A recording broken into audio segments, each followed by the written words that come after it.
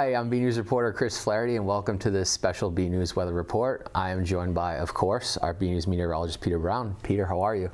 Very well, Chris. Thank you. So nice to be here with you today.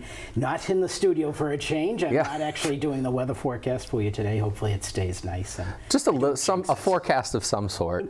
I mean, we'll just get right into it. The East Coast was quite literally shook a few weeks ago. Yes. Tell us what happened.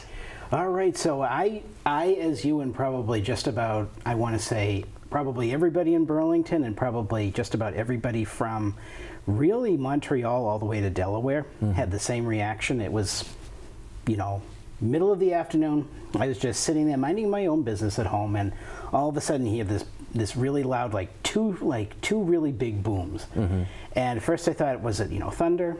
Thinking, did somebody hit a tree down the street, something like that? And it turned out to be, of course, people had been reporting these types of things up and down the East Coast over the past couple of weeks too. So of course you're thinking, well, what the heck is going on? If we are, something's coming down, and it did turn out to be a meteor, but usually if we have a meteor shower coming through, usually NASA gives us a heads up on that. So it was something that definitely wasn't expected, that's for sure. It was really something out of the blue. And how does a meteor enter the atmosphere, let alone the shores of Cape Cod? Well, it's a good question, and actually you could tell by how fast this meteorite actually struck. When it hit the upper portions of the atmosphere, NASA decided and they declared that it had been traveling at about 75,000 miles an hour. So you can imagine, our fastest airplanes today move maybe 1,800 miles an hour, and that's stretching it. So you can imagine the order of magnitude more that this was traveling through, and that was exactly what actually caused the huge boom that we all heard. So what will happen is a meteorite, when it's traveling through space, what it will do, it actually starts out as a meteor. It's actually called a meteor before it enters the Earth's atmosphere.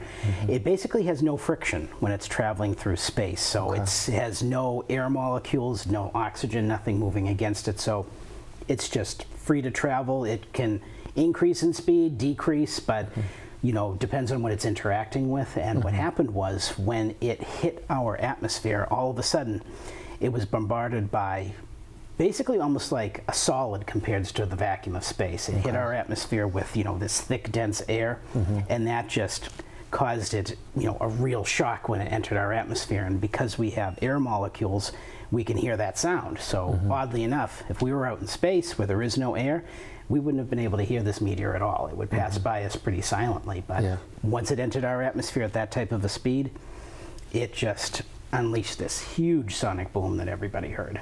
And how big was it? Did it leave any sort of dent? Well, they said that it was about 3 to 5 feet wide, which for most meteors that do enter the Earth's atmosphere, this was a fairly good-sized one. We don't usually see ones that large too often, and actually a piece of it actually did make it to the surface, and that's something that also is very rare, because when we of course get into the later portions of the summer, we'll get into what's called the Perseid meteor shower in August, and that's basically a tail left from a comet from thousands of years ago, and that debris is still left in our orbit, so we hit it once a year.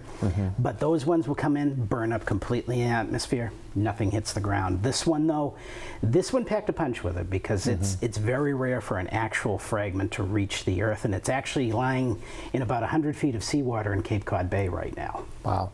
And you said only 3 to 5 feet. That's probably like the size of this desk. And that's it. Everybody except me. I was in the podcast room and I didn't hear anything. And then I opened my phone and everyone on the Resonance Network was like, did a transformer blow? I'm like, right. Yeah. So, so how common does this happen? Because I think it's the first time in my lifetime I ever heard of a meteor hitting around here.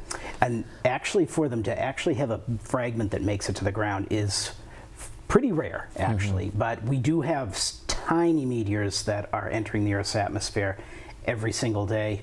There's probably, I'm gonna put an estimate out there, but I know NASA has said we can have sometimes hundreds, if not thousands, of tiny pieces of, and it could be from things as small as a grain of sand entering the atmosphere from space. So all of those technically are meteors, and they turn into meteorites once they enter the Earth's atmosphere. But for one to actually physically make it to the ground, and after it had been traveling at the speed it was pretty remarkable to have a piece of it actually make it down here. Any chances we could see something like this again in the near future?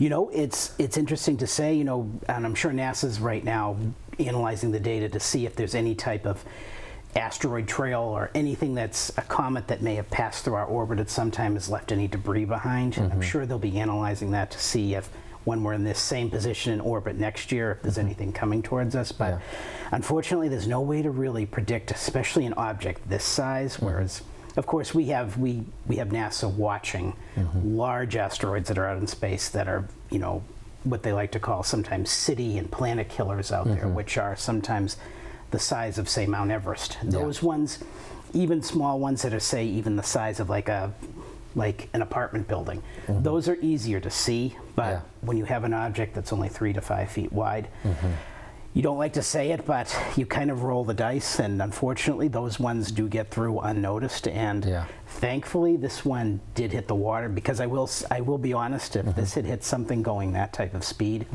you know, even if it had shriveled up to the size of like a tennis ball at this point, it could have done some serious damage. Because it's going at a breakneck speed. Oh, that's it, exactly. Okay. All right, so the sky's not falling. Not yet. Yeah, not yet. Big asterisk right there. No asteroid pun intended there. Peter, thank you so much for coming in. Oh, my pleasure, Chris. Great to talk with you. Great to see you again. Folks, thank you for tuning in. Until next time.